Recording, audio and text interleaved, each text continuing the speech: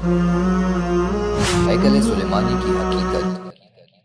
قبلہ اول اور مقبوضہ بیت المقدس شریف کے حوالے سے اسرائیل کی گھناؤنی سازشیں کسی سے مخفی نہیں ہیں، اور ہر گزرتے دن کے ساتھ ان سازشوں میں اضافہ ہوتا چلا جا رہا ہے، جبکہ گزشتہ ایک ماہ میں 2 مرتبہ یہودی مسجد اقصی کی بے حرمتی کے مرتکب ہوئے ہیں۔ سب سے پہلے مسجد اقصی میں اذان اور نماز پر پابندی، اور پھر یہودی عقیدے کے مطابق ہیکل سلیمانی کے انہدام کے موقع کی مناسبت سے 2 اگست کو مقبوضہ بیت المقدس میں موجودہ قبلہ اول مسجد اقصی میں اسرائیلی پولیس کے حفاظتی حصار میں 150 سے زائد اسرائیلی آبادکاروں نے مقدس مقام کے احاطے میں داخل ہو کر بے حرمتی کی۔ العربیہ کے مطابق اس موقع پر اسرائیلی پولیس نے مقبوضہ بیت المقدس میں کئی شاہراہوں کو بند کر کے یہودی آبادکاروں کو القدیمیہ ٹاؤن پہنچوا کر دیوار براق کا رخ کرنے کی سہولت فراہم کی، جبکہ مسجد کے صحن پر اسرائیلیوں کے دھاووں کو روکنے کی کوشش کرنے والے نوجوانوں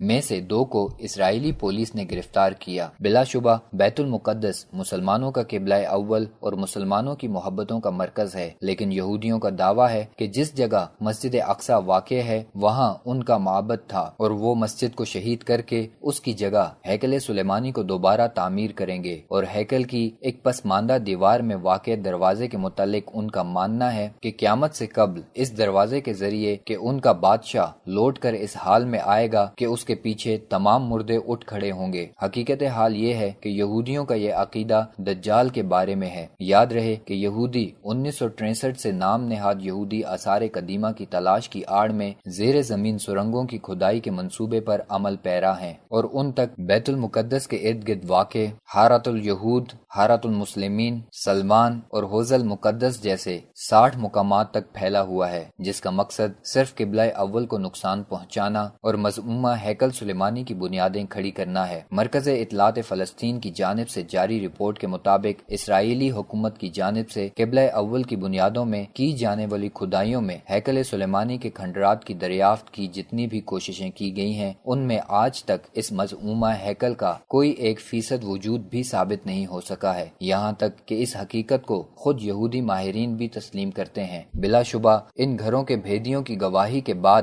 یہود کی نسل پرستی، مذہبی دشمنی اور قبلہ اول مسجد اقصی سے بغض کی پرانی روش کے تسلسل کو کھلی آنکھوں دیکھا جا سکتا ہے، لیکن بالآخر عزت اور غلبہ اسلام اور بیت المقدس سے محبت کرنے والوں کا ہی ہے۔